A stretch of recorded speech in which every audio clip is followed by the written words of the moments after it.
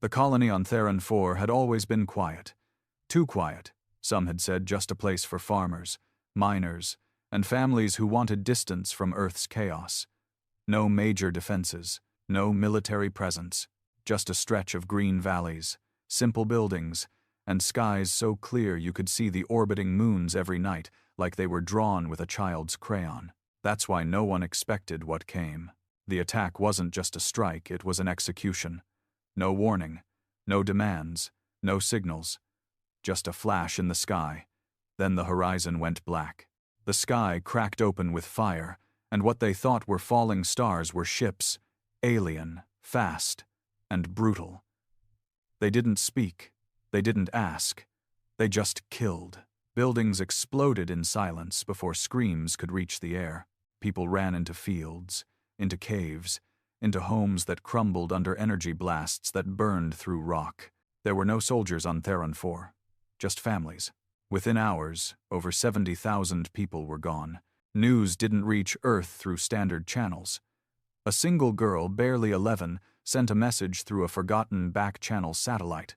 Blood on her face, ash in her hair, her voice shaking as she whispered, "They're killing everyone. They're not here for land. They're here to erase us." The signal cut out mid-scream. The galaxy was used to conflict. Earth had been part of the interstellar accord for years now, trading, negotiating, holding its place among the older, more powerful alien civilizations. Humans weren't the dominant force, not yet, but they were tolerated, watched. Theron 4 changed that. The Accord tried to reason, claiming perhaps it was pirates, or an unknown species acting alone. But Earth didn't listen. Not this time. The President didn't give a speech. The High Command didn't call for patience. There were no resolutions, no debates. There was only a single word, burned across every military screen on Earth: vengeance. They named the retaliation Operation Silent Starfall.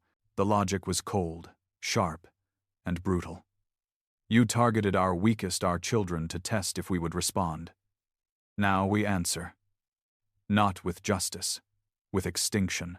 Within 48 hours, the fleet was mobilized. But it wasn't the usual force.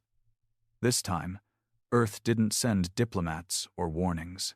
They sent Project Umbra, the one fleet even humans weren't supposed to use unless the species itself was at risk. Ships built in black sites. Weapons banned by every known treaty.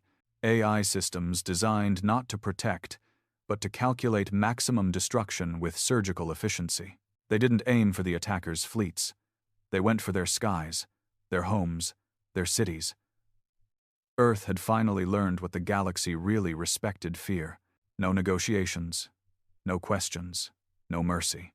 One admiral, old, worn, retired but recalled, said it best before launch. They thought because we wear smiles and speak softly, we're harmless. They forgot our kindness is a choice. But when that choice is taken, we become something else entirely. He paused.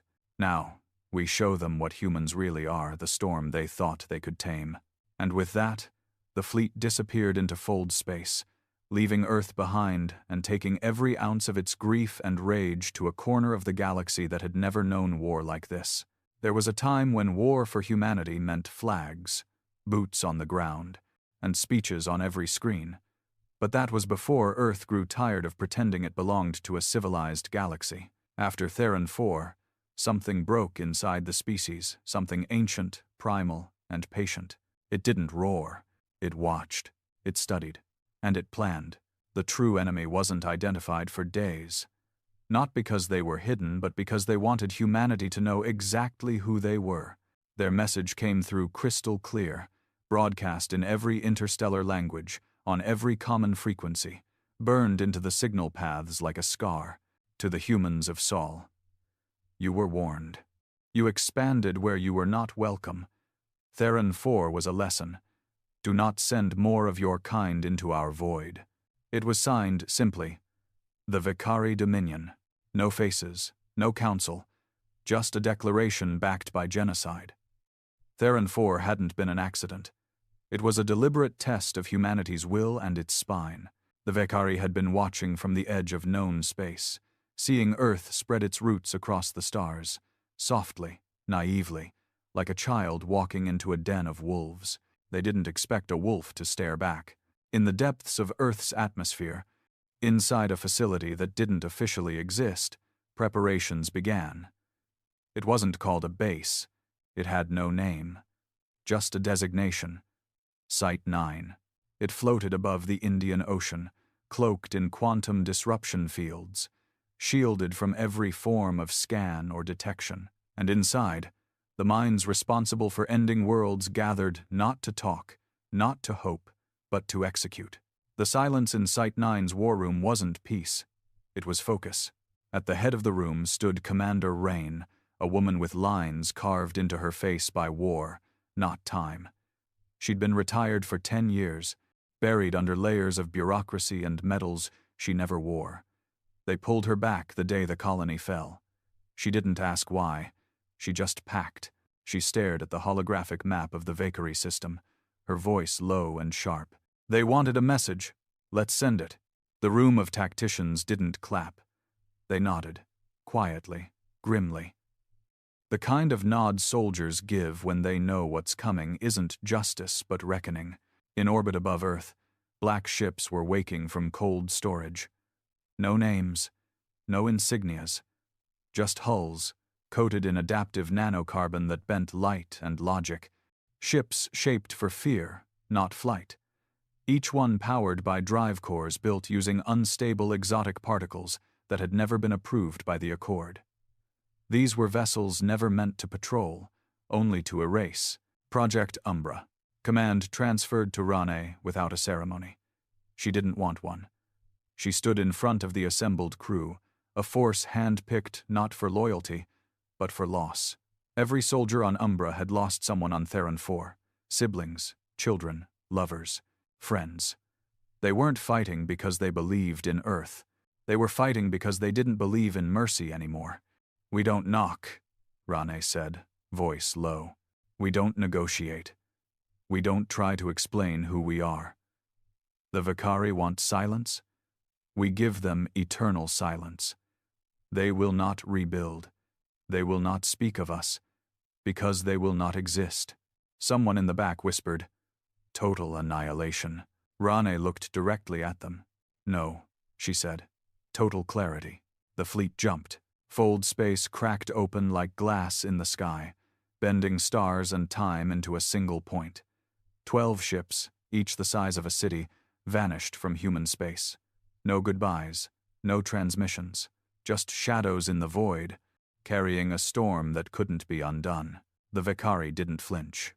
They didn't hide. They were older, more advanced. Their empire stretched across 11 systems, with 3 fully militarized planets and orbital defenses thicker than anything humanity had ever faced. They believed the humans would strike back with words, with demands, with diplomats. Instead, they got Silence-class destroyers, each equipped with void implosion warheads banned weapons that didn't just kill. They erased matter.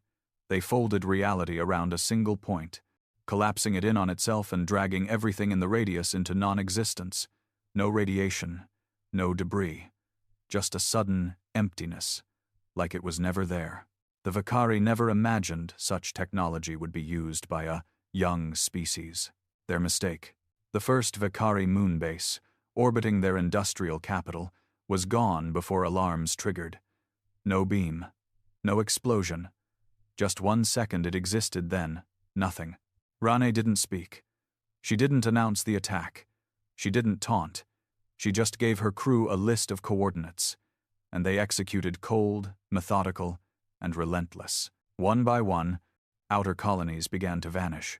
Not conquered, not bombed, deleted. The Vakari responded by deploying fleets massive formations of cruisers and swarm ships. Their arrogance ran deep. But humans had learned long ago. Numbers didn't mean strength. Umbra didn't fight head-on. They never stayed in one spot. They folded in, struck, folded out. Ghosts in the dark. Demons that spoke only in screams. Within 3 days, 7 Vakari colonies were gone. Panic spread across the Empire. Back on Earth, the Accord issued condemnation after condemnation. Other species tried to open communication lines. Earth ignored them all. The President didn't answer. The High Command sent one message back to the Accord's Council. Our colony died screaming. Now they will die in silence. The Vakari finally broke their pride. They begged for a summit. They sent envoys, pleaded for diplomacy, offered reparations, apologies. Rane's only reply was a live transmission of the next strike, a capital city on their second-largest planet, as it was erased mid-sentence. The message was clear. This wasn't war. This was punishment. But vengeance, no matter how justified, always comes at a cost. Some on Earth began to question the mission. Not in public, but in whispers. Parents of soldiers who had vanished into the Umbra fleet started asking, "What are we becoming?" Reporters were silenced. Records scrubbed. The official story. Earth mourns Theron 4 and is pursuing justice. But even the Council on Earth knew this wasn't justice anymore. This was something older, something darker. They'd lit a fire, and now even they didn't know how to put it out. Meanwhile, in the black of space, Rane stood in her command deck, staring at the last planet on her list, Vicaris Prime, the Empire's homeworld. Population, 3.2 billion. The crew waited for the command. They were ready. Every system primed. The warheads loaded. Just one final order. But Rane hesitated, not because she doubted, but because in that moment she heard something strange, a sound that hadn't existed since the day Theron 4 fell. A child crying. It wasn't real. It was memory. A fragment. That broken message from the little girl who tried to warn them all. Her voice had been looped into Rane's neural link, a constant reminder. They're killing everyone. And now Rane stood over another world, filled with children. Her hand trembled, only slightly. Barely. But the crew noticed. One officer, quiet, scarred, barely out of academy, looked up from his console. "Commander?" Rane's eyes were still locked on the view. "If we do this," she whispered, "we become the thing they feared." There was silence. Then the officer replied, voice low, "They already fear us, ma'am." That was the point.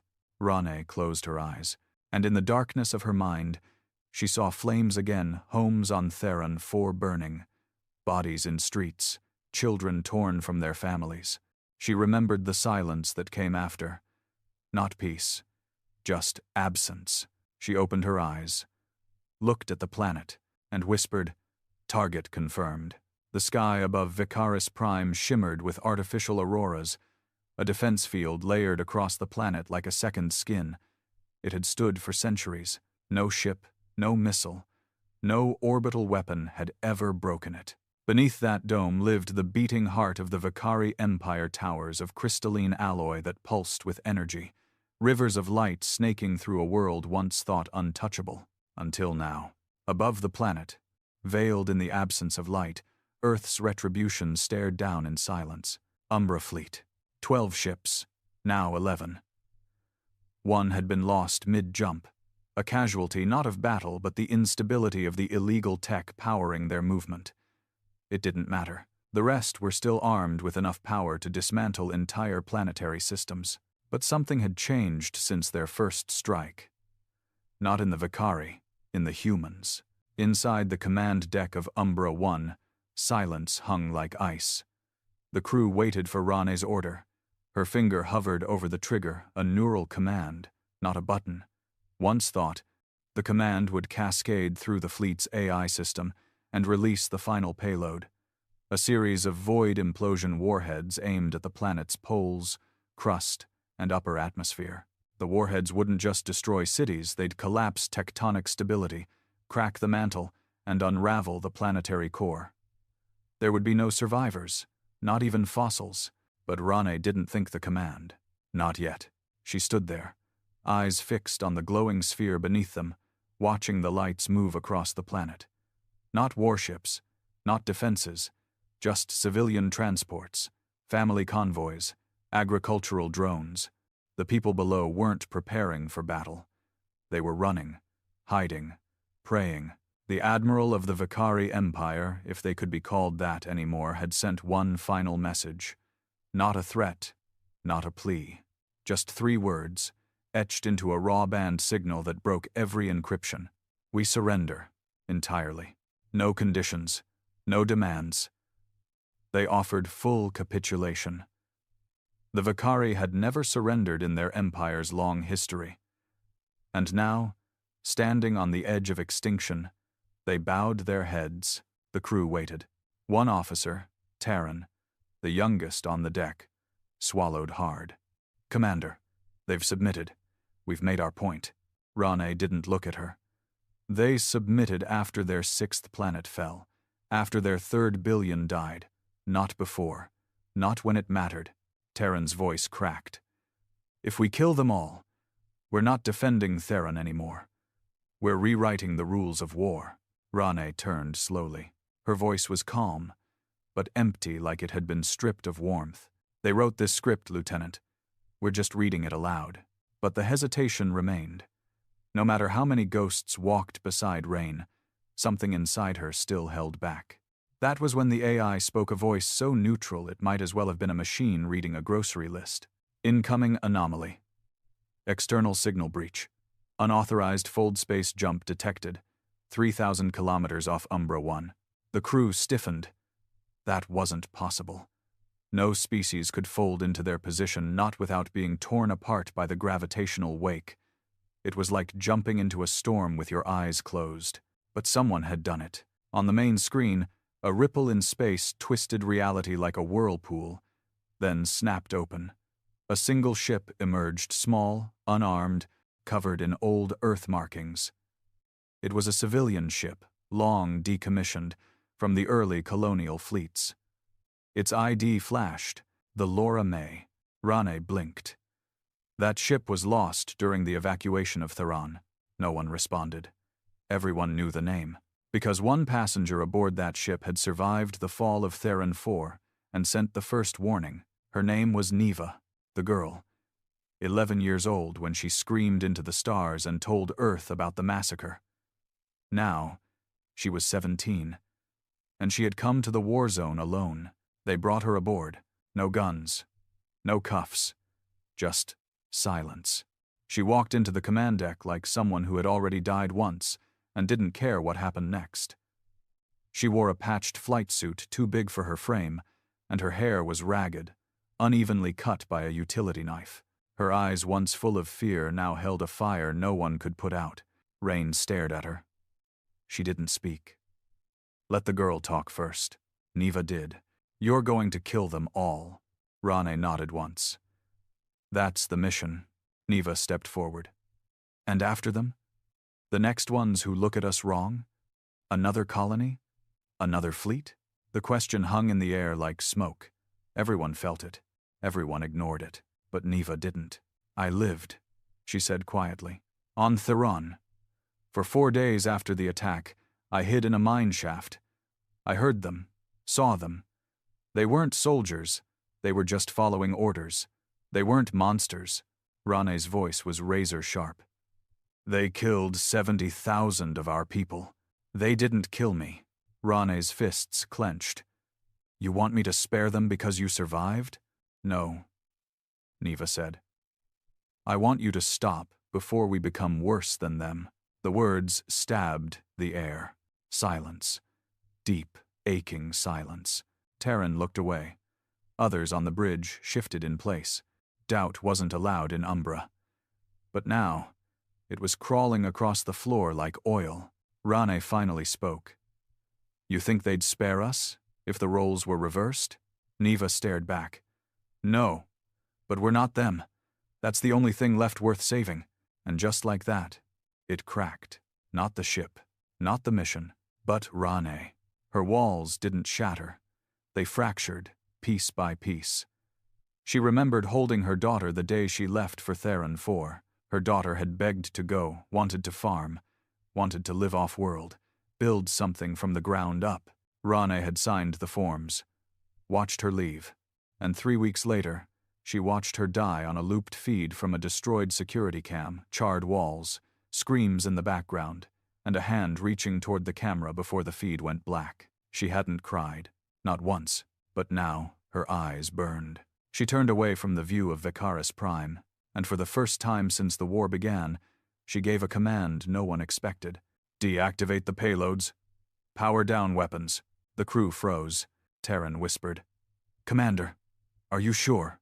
"No," Rain said, "but I'm finished being certain." She looked at Niva. "We don't have to forgive them, but we don't have to become them either." And just like that, Earth's vengeance ended, not with fire, not with blood, but with the voice of a child who had every right to demand destruction and chose mercy instead. Back on Earth, the Umbra fleet's decision was met with chaos. The Accord tried to paint Earth as noble. The media hailed Neva as a hero. Protesters demanded justice. Veterans wept on air. Politicians scrambled to control the narrative. But Rane didn't care. She didn't return to Earth. None of the Umbra crew did. They disappeared into the void. Their ships powered down, silent as tombs. Some said they scattered to the edge of space. Others said they stayed together, watching the stars for any sign of new threats. One rumor said Rane and Neva lived aboard one of the smaller destroyers, planting a garden on the observation deck, Theron soil in glass pots, grown under artificial sun. Maybe it was true. Maybe it was just what people needed to believe. But one thing was certain. The galaxy never forgot. Because Earth had shown them what humans could do when pushed. They had held annihilation in their hands. And they had chosen something far more terrifying. Restraint. The stars looked different now. Not because they changed, stars never do, but because Earth had changed. The silence of annihilation that almost was had left something behind in the human psyche. An echo. A shadow. A question no one wanted to ask aloud. If we didn't end them, what are we waiting for? The decision to spare Vicaris Prime had sent shockwaves through Earth's population. For every person who applauded the act of restraint, 10 more seethed in quiet rage. Victims' families called it betrayal. Military leaders called it weakness. Media outlets flipped hourly one moment, hailing Neva as a symbol of humanity's better nature, the next branding her as a manipulated pawn who cost Earth its rightful vengeance. Commander Rane had vanished with Umbra fleet before anyone could call her to answer. There were no press conferences, no military debriefings, no war trials, only silence which, ironically, had become her signature. But Earth had not forgotten, nor had it forgiven. The Hall of Justice on New Geneva became the epicenter of the storm. A massive glass and steel structure, once meant to symbolize the unity of humanity's global law, now stood divided. Protesters circled its base daily, some with portraits of lost family members from Theron 4, others with holograms of Vakari children saved by Umbra's restraint. Their chants clashed in the streets like sirens at war with one another. In the middle of it all stood Chancellor Rennick, the most powerful civilian figure on Earth. Calm, calculating, and surgically precise with his words, he had once championed Rane's promotion. Now he faced pressure to condemn her for what was being called dereliction of justice. He stood before a joint council of planetary governors, his hands clasped, his voice low but firm. Commander Rane acted on her own initiative. She was given strategic latitude under Article 12 of Emergency War Conduct. No direct order was given to destroy Vicaris Prime. But she was armed. Governor Selka snapped, her face tight with anger. She was ready. We had the moral high ground. Instead, we left them breathing. And now what? Their empire rebuilds while ours mourns? Rennick didn't blink. And if we had destroyed them, what would we have rebuilt on their ashes? The room fell quiet. It wasn't the kind of silence that came from agreement. It was the kind that follows a wound being touched too fresh, too raw to argue with. For now, but underneath that silence, the political machine turned like grinding gears behind closed doors. Plans were drafted, policies amended, and in the shadows, a new doctrine was born, one no one dared speak aloud yet.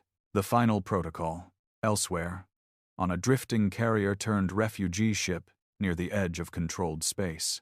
Neva sat in a steel-walled room, knees pulled to her chest. The room had no windows, just a vent fan humming endlessly, and a single screen showing the stars.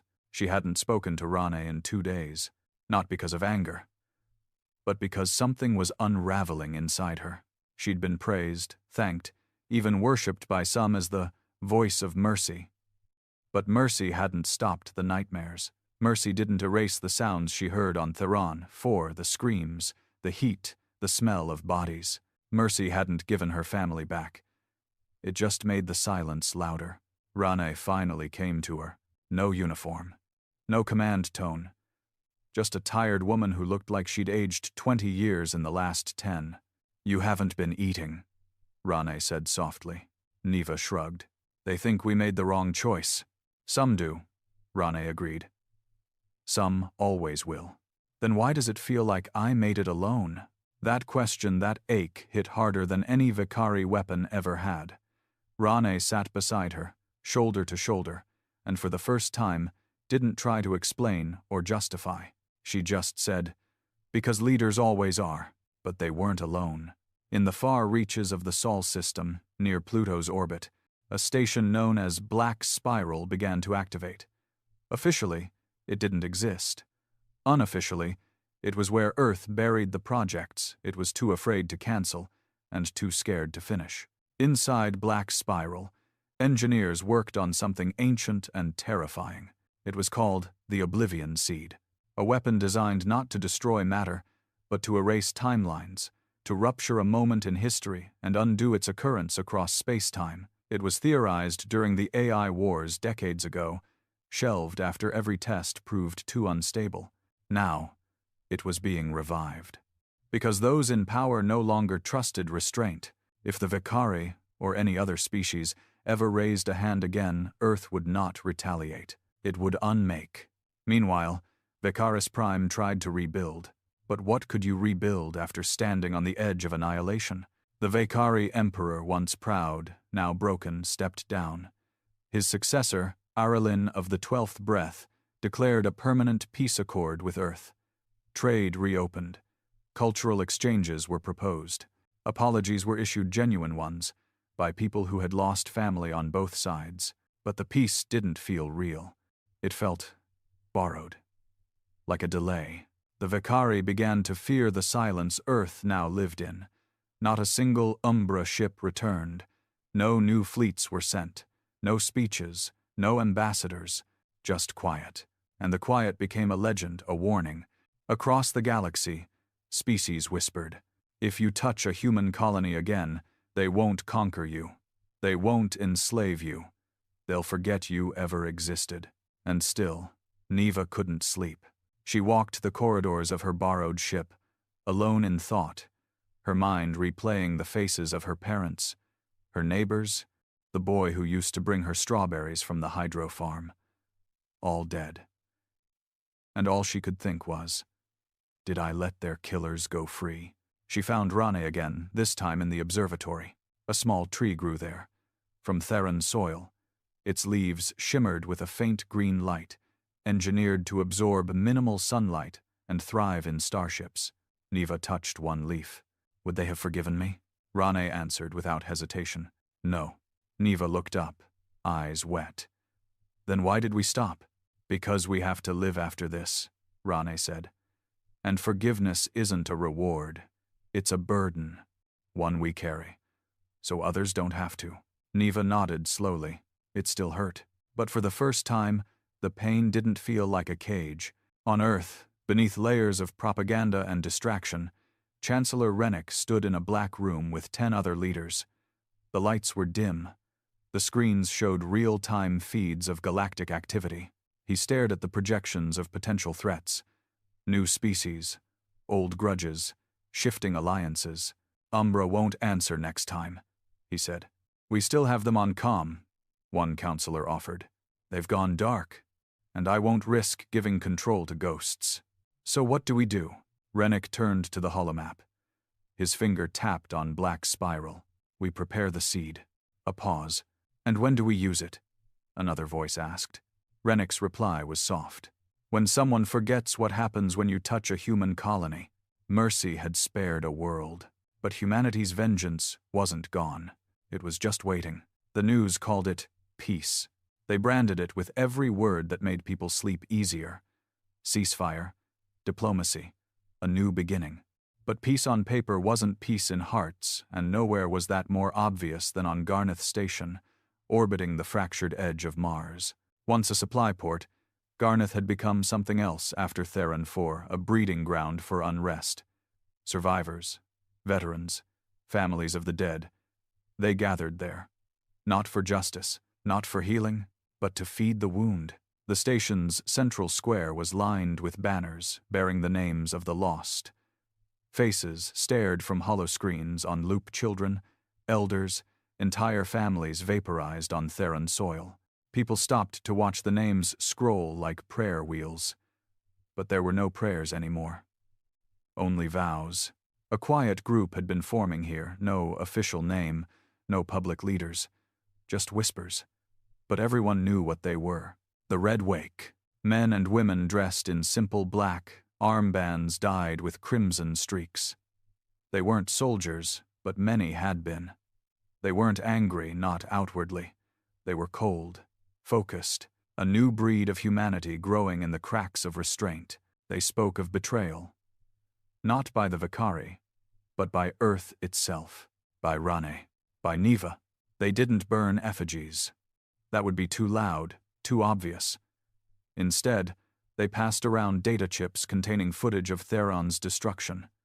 They gathered in the underlevels, building models of Umbra fleet in exact scale. They taught children history the way they saw it. Mercy is what you give after vengeance, not instead of it. Their leader was a man named Ivan Maris, a former psychological warfare analyst who had lost his wife and both sons on Theron 4. He never raised his voice, never made threats. He just spoke calmly, softly, like someone narrating a bedtime story. And what he spoke was dangerous. In a closed gathering, he stood before them, hands behind his back. "We showed the galaxy what we could do," he said. "And then we stopped. We forgave. We buried our dead and left their killers standing. And now, the children of Theron 4 are gone, but the Vicari children live." Murmurs. "They call us extremists, radicals. But we're not. We are reminders. We are the memory that Earth wants to forget." He lifted a small hollow projector. A single image appeared, the Oblivion Seed Project logo. "They think it's secret. They think it's hidden. But we know, and we will be there when they hesitate again." A pause. "And this time, we will not hesitate." Back on the refugee cruiser Virena, drifting beyond Titan's orbit, Neva stood in front of a classroom of children. The oldest was 9. Most of them were from colonies that had been shut down out of fear. Earth had recalled thousands of citizens from expansion sites, worried that another attack, another Theron, might happen. What started as protection had turned into a quiet collapse of humanity's colonial dream. The frontier was closing. The children didn't understand why, but Neva did. She saw it in their drawings, sketches of black ships, monsters made of fire, and stars covered in ash. These kids had grown up on war stories, not ones about victory, but about fire raining from the sky. She looked at them and thought, "I used to believe the sky could save us." Now she wasn't sure. Rain joined her after class.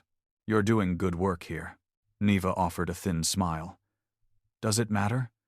The council's calling it a new age, but people still look at me like I let their families die." "Some do," Rane said, "and some always will. But I saw what we could have done.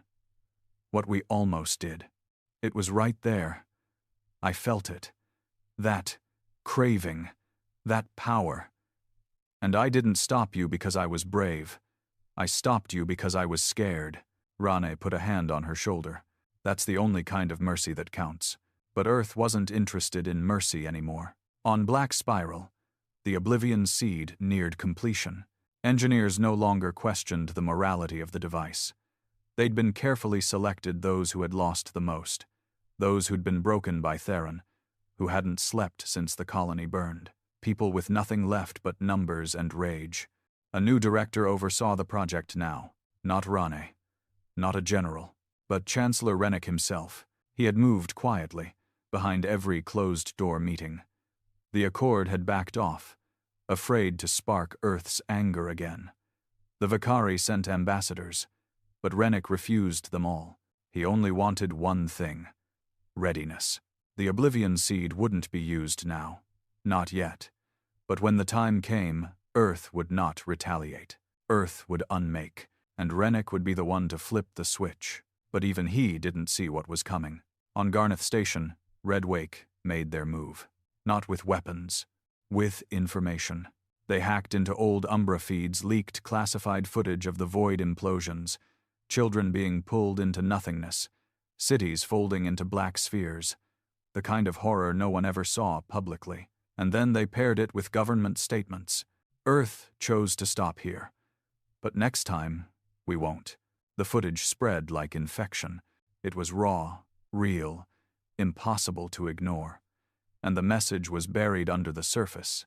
The Vicari should have burned, but they didn't. And that's a mistake we can still correct.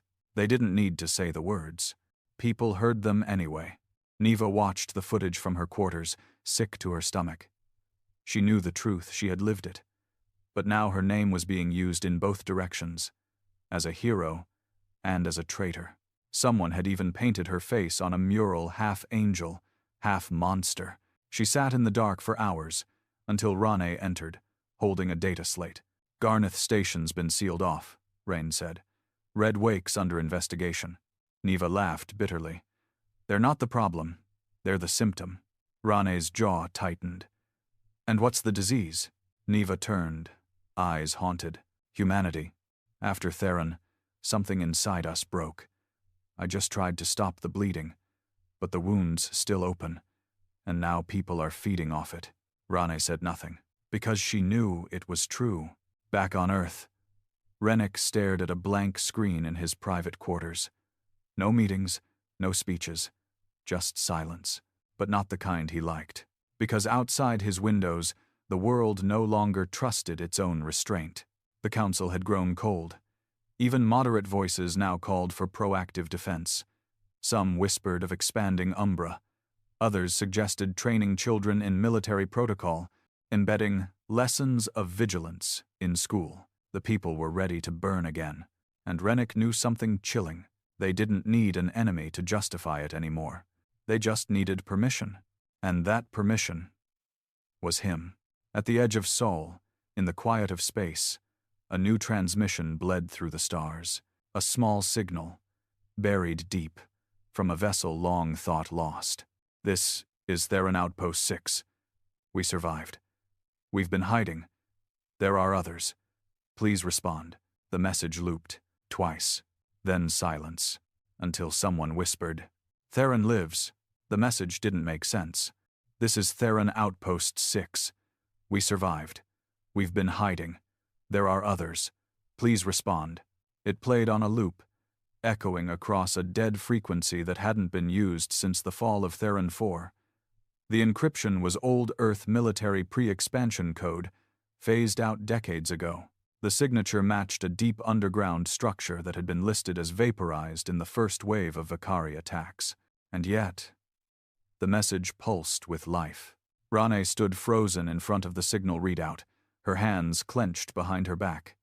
Neva was beside her, watching the same feed, mouth slightly open, breath shallow. That's not possible, she whispered. Rane said nothing. Her eyes flicked across the audio waveforms. They were jagged, distorted but real. Not a simulation, not a manipulation. Someone, or something, was transmitting from beneath the ruins of Theron 4. The Umbra cruiser they now inhabited had long been powered down, orbiting the quiet edge of Saturn's rings. Rane had avoided Earth for years, refusing every summons, ignoring every demand to debrief. But this message dragged her out of silence. She opened a secure channel, patched directly into the core AI, still operational, still loyal. Locate exact source of signal. The AI responded flatly. Source confirmed. Subsurface structure. Theron 4, Outpost 6. Depth, 2.3 kilometers. Status, unknown. Life signs, intermittent. Signal integrity, declining. Neva's voice trembled. How many survivors? Unknown. But that wasn't what shook her. It was the realization that the entire world had acted on the assumption that Theron 4 was gone. The attack had been broadcast. The screams, the explosions, the final message. 70,000 lives lost in one brutal stroke. Only, what if not all of them were? What if the tragedy that shattered Earth's morality had been based on incomplete truth? Within hours, Rane made a decision. No official report, she said. No broadcast. No leaks. We go in quiet. Neva didn't ask why. She already knew.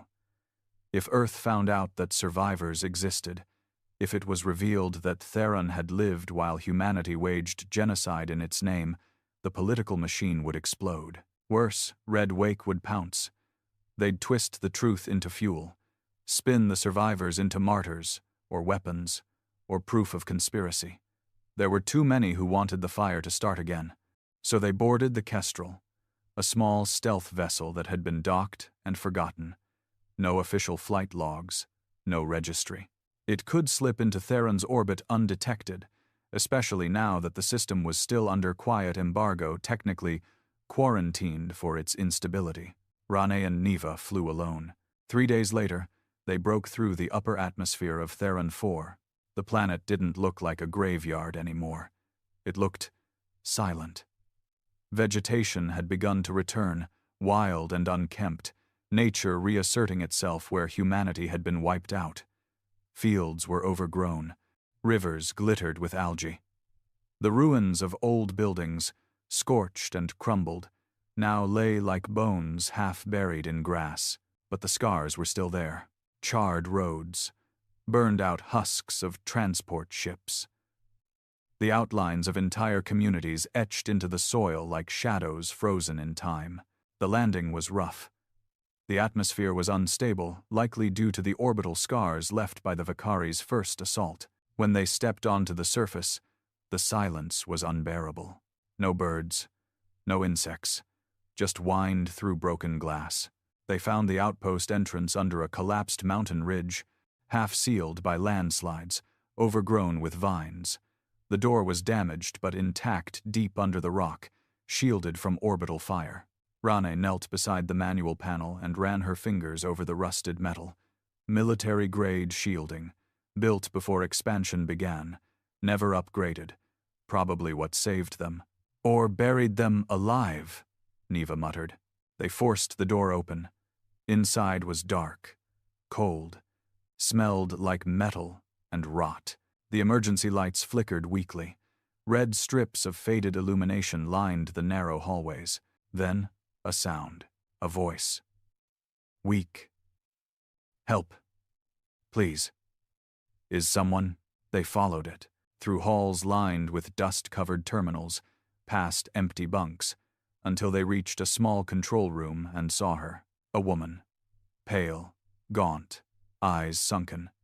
She wore an ancient military coat 2 sizes too big, and her skin was covered in tiny burns. But she was alive, and behind her, others, dozens, maybe more, dirty, thin, coughing from recycled air and years of subterranean exposure. They blinked into the light like they'd never seen it. Some cried, some just stared. Neva rushed forward, tears in her eyes. You're real, the woman nodded slowly. My name is Ellen Kavir. I was a lieutenant at Theron Base. We've been underground since the attack. How many of you? Rain asked. 57, last count. We started with 1 to 120. What happened? Neva asked, voice tight. We were told everyone died. We saw the footage. Ellen coughed. They wanted you to. That was the point. They sat in the mess hall. The survivors were fed, hydrated, given proper medical checks with what little supplies Rain had brought. Meanwhile, Elin told them everything. The Vakari hadn't launched a random attack. It wasn't an act of war. It was a targeted operation, meant to simulate a massacre broadcasted, exaggerated, made to look like full annihilation. But in truth, they had been looking for something. A signal, Elin explained, buried deep beneath the colony's foundations. Something we uncovered during construction. Not human. Not Vicari either. Ancient tech. Cold and dormant. But they wanted it. Neva leaned forward. So they faked the genocide? No, they killed most of us. But they wanted us to think they were monsters. They wanted Earth to strike back. Why? Rane asked sharply. Because the artifact wasn't on Theron anymore. It had already been moved before the attack. They needed a distraction, a war to keep Earth busy while they searched the real location. And did they find it? No, Ellen said. Because they were too focused on the bloodshed. The implications hit like a punch to the chest. Humanity had been manipulated. The war wasn't a response, it was a reaction, engineered by the Vicari to hide their real agenda. And Earth's vengeance, its darkness, had been used as cover for something else entirely. Rane stood in the control room later that night, staring at the surface readouts. Elin approached her, voice barely above a whisper. You look like someone who just found out they were the villain. Rane didn't move. We became monsters because of a lie. Ellen shook her head. No. The attack was real. The deaths were real. But the lie wasn't that they hurt us. The lie was that they did it because they feared us. They didn't. Then why? Rane asked. Ellen looked away. Because they believed we'd burn the galaxy down to find the truth. And maybe they were right. Back on Earth, the signal from Theron was detected, but encrypted. Only one node had the keys to decrypt it. Chancellor Rennick. When he saw the message, saw the confirmation of survivors, he didn't flinch. He simply called in his aides. Quarantine Theron again. No news, no press. Scramble the feed. One aide hesitated. But sir, survivors are a threat to the story we built, Rennick said coldly. He tapped the table once. Send in a retrieval team. Bring them back, quietly. If they refuse, the implication hung in the air. Sir? Rennick's eyes narrowed. Then no one else leaves that planet alive. The retrieval ship wasn't marked. No lights, no flags, no transmission codes. Just a sleek, silent vessel, descending through Theron's decayed sky like a scalpel. The crew aboard called it a diplomatic escort. But no one brought diplomats in armored suits. Down below, Rane had already seen it coming. The moment she transmitted the signal confirming survivors, she knew Rennick would react not with gratitude, but damage control. He couldn't let the world know the foundation of its rage was built on an incomplete truth. Worse, a manipulated one. She stood at the ridge above the outpost entrance, arms crossed, watching the craft settle. Dust curled around the landing gear like smoke around a blade. Neva stood beside her, face pale, fists clenched. They didn't even try to pretend, she whispered. They don't need to. The ship's side vented a hiss of atmosphere, and the ramp lowered. 6 men emerged faceless behind matte black visors, bodies wrapped in synthetic armor too slim for combat, too heavy for comfort. They moved with efficiency, their boots silent on rock. A man stepped forward, not armored. No weapon, but his presence cut like a weapon. Director Halden Vier, personal security advisor to Chancellor Rennick. Not military, not political, something in between. The kind of man whose name never showed up in reports but whose orders made things disappear. He approached, hands behind his back, like this was all a formal visit. Commander Rain, he said with a smile that never touched his eyes. We're here to escort the survivors to a secure debriefing facility on Luna. Medical treatment, psychological care, everything they need. Rane didn't blink. They're not going. Halden raised an eyebrow. Are they prisoners? No, she said. But they're not pawns either. You're not in command anymore. Commander, you're a civilian in possession of an unregistered warship and classified information. You're operating outside the authority of the Earth Council. I stopped being under Earth's authority the day they told me to burn children to prove a point. The guards shifted slightly. Halden sighed, as if the conversation had become tedious. "This isn't a request." Neva stepped forward, her voice low but hard. "You lied to the world. You used their grief. You let them believe humanity was avenging ghosts, but we were being used." Halden turned to her, his expression softening into something close to amusement. "Ah, the girl who saved the galaxy, or so they said. Now a conspiracy theorist?" "They're alive," Neva snapped. "That's not theory. They're a threat," he replied coldly, "to planetary stability, to cohesion. If the public finds out survivors existed while we erased cities, while we silenced ambassadors, while we armed black site weapons, it'll shatter more than your noble ideals." Rane took one step forward. "Then, let it shatter." Halden tilted his head, something like sadness in his voice. "You still think the truth will save anyone?" Then he turned slightly, speaking into his comm. "Seal the outpost. Nobody leaves. If they resist, disable." It happened fast, too fast. The guards moved in formation down the slope, toward the outpost doors. Elin and the other survivors, still weak, still adapting to real light and food, were being ushered back inside when the first shock round fired. It hit one of the survivors square in the chest, not lethal, but brutal. The man collapsed, seizing. Screams echoed. Rane shouted into her comm, "Kestrel defensive protocol now."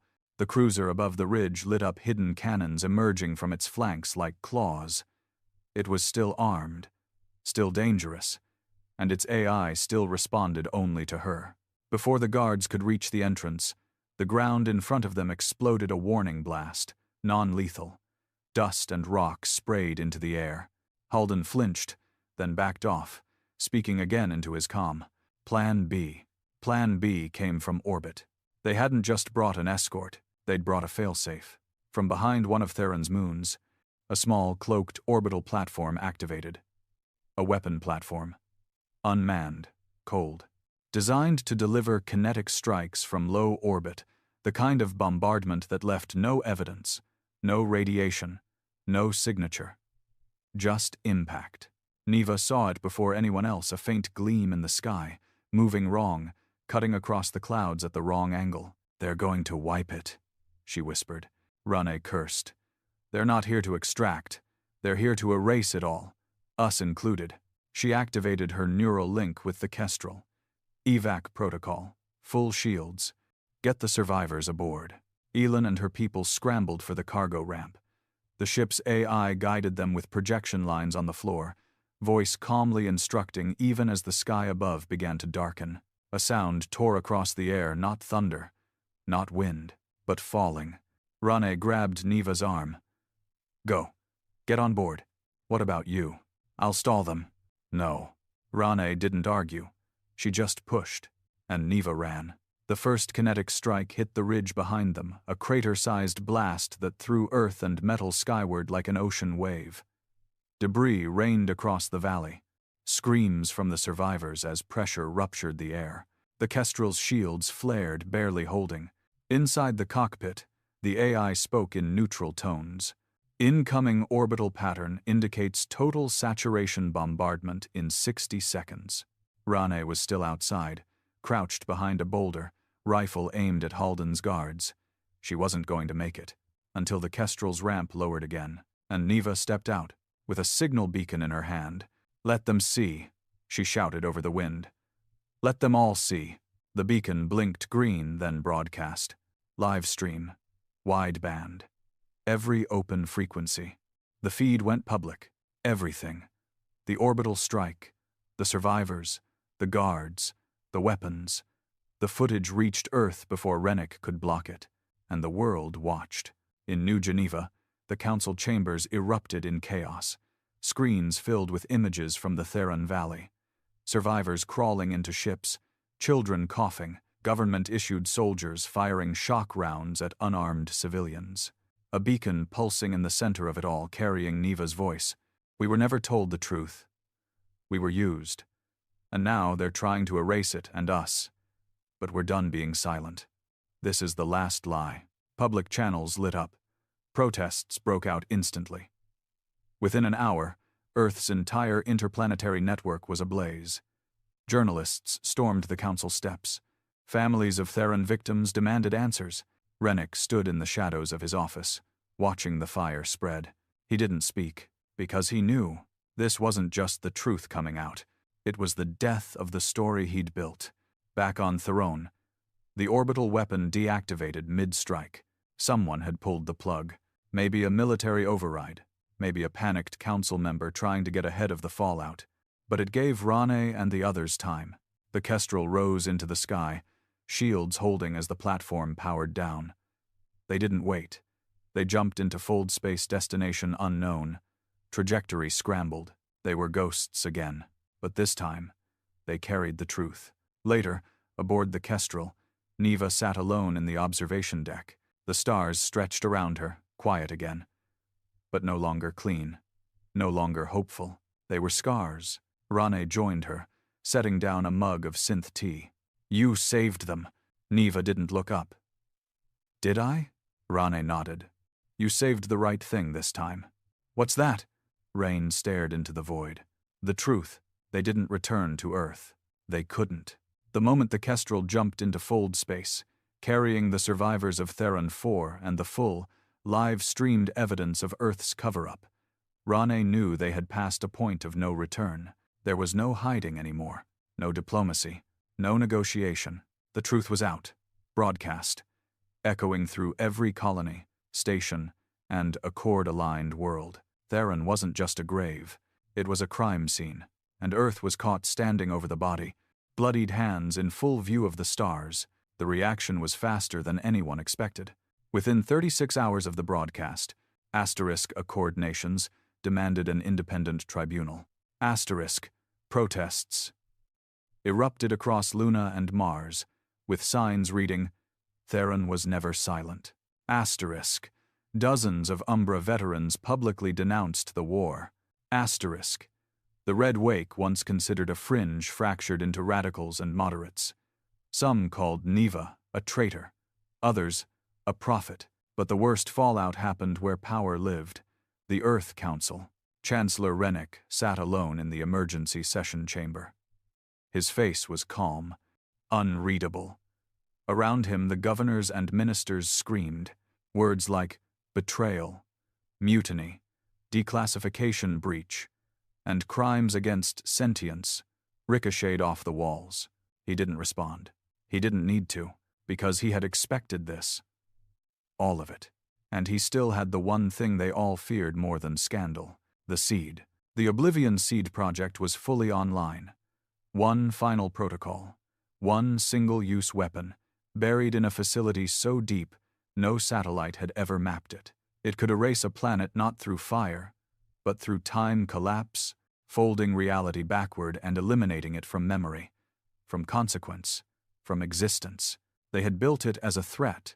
Now, Rennick considered it a reset button. "Enough," he said quietly. The room stilled. His voice was soft, but iron beneath. "I've listened to you panic. I've watched you scramble. But none of you built this system. None of you preserved it through collapse after collapse." He leaned forward, folding his hands. "We were attacked. We retaliated. That is the truth the galaxy respects. Anything beyond that is irrelevant." Minister Creel, normally quiet, stood up. "The truth is, we retaliated based on a manipulated massacre. You authorized a campaign of planetary erasure. The Vicari provoked us, yes, but we went too far. We became the threat." Rennick smiled thinly. "And yet the galaxy watched. And feared. Which one of you would trade that fear for sympathy?" No one answered. He continued, voice cold. "You all want to speak of justice now, but justice doesn't keep borders safe. Fear does. I will not sacrifice what we've gained because one girl and one dead commander have a story to tell." A pause. "The seed remains ready. And if we are pushed too far, it will remind the stars what humans do to threats." Creel's voice broke the silence. "You sound more alien than the ones we fought." Rennick didn't flinch. Then perhaps we've finally evolved. Across space, the Kestrel drifted along a hidden arc, broadcasting only on secure frequencies. Rane had sent the evidence to multiple Accord representatives. Raw footage, survivor testimonies, recordings of Director Halden's orders. The orbital platform, everything. Neva had spoken to the galaxy again, but not as a child, as a witness, as someone who stood between vengeance and restraint, and now saw how both could rot into something else entirely. She spoke clearly, eyes forward, in a voice stronger than the Council had hoped she would ever find. Theron was not silent. It was buried, and we all built its tombstone with the names of people we never really knew. We were told what to feel. Then we were fed what to fear. I don't care about revenge anymore. I care about the truth. Because if we burn down every world that scares us, we'll wake up one day and find we're alone, not because they killed us, but because we erased everyone else first. The galaxy listened, and Earth was suddenly no longer the judge. It was on trial. Back on the Kestrel, the survivors of Theron 4 huddled in quiet rooms. They were safe now, but unsure, lost in a future that had no home for them.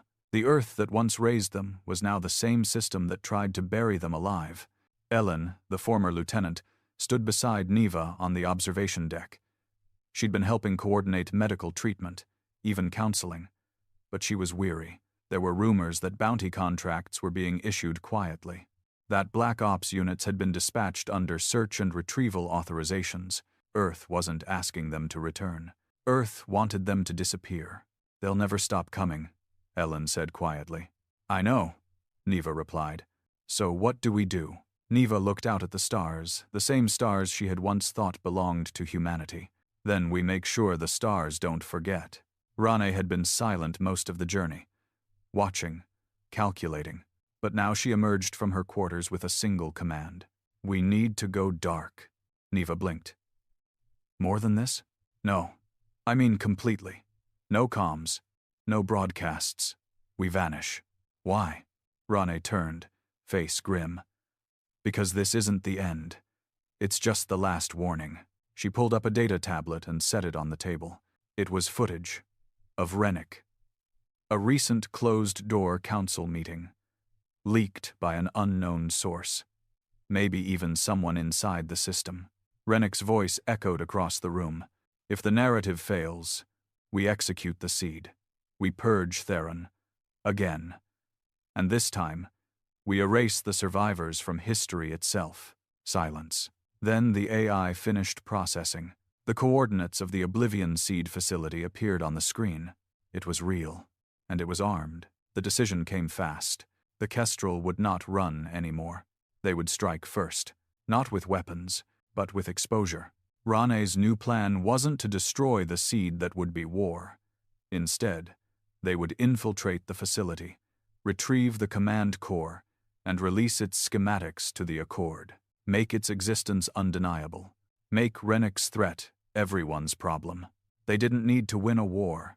They just needed to make sure Earth couldn't start one alone. They approached the seed facility under deep stealth, a moon-sized rock, orbiting a dead sun. Artificial gravity, layers of shielding, hidden hangars, all designed to house a single chamber where the weapon pulsed quietly, waiting for a command that would never be recorded. The infiltration was surgical. 3 people, Rain, Neva, Ellen. No army, no fanfare. Just a mission to steal the truth before it was swallowed by silence again. Inside, the seed chamber glowed. A sphere of pale energy suspended in anti-gravity coils. A single terminal pulsing with data that no one dared touch. Until Rane stepped forward. This ends today. She opened the interface. Neva uploaded the feed. The chamber's schematics, power source, quantum core configuration, targeting system, all of it began to broadcast. Across the galaxy, every Accord nation, every ally, every neutral, every enemy, the seed was now known. Rennick couldn't deny it, couldn't hide it, and if he used it now, he wouldn't be retaliating. He'd be starting a galactic war.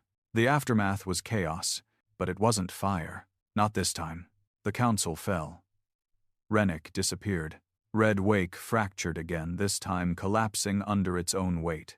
Umbra veterans came forward, speaking of the horrors they'd witnessed. And Earth, for the first time in decades, stood trial, not in chains, but in front of the galaxy it once threatened. And as punishment, Earth was sentenced to something it never expected: observation, not exile, not war, but to be watched, to be reminded every day that the galaxy no longer feared it. It remembered it. Years passed. Theron 4 was reborn, slowly, carefully. Survivors returned with settlers, scientists, and volunteers from across species, not just humans. Vekari, too. The war had made them enemies. The truth had made them equal victims. On the new Capitol Tower, a plaque was placed in front of a garden planted from Theron's original soil. It read, "We were silenced. We were burned, but we were never erased. Let this ground remember not just what was done, but what was almost done in our name." And beside it, 2 names etched in metal. Rane. She stopped the storm. Neva. She spoke for the fire, and refused to feed it. In the end, humanity survived, but not through war, not through power, through one terrible truth: that vengeance is easier than forgiveness, but it costs everything, even the future.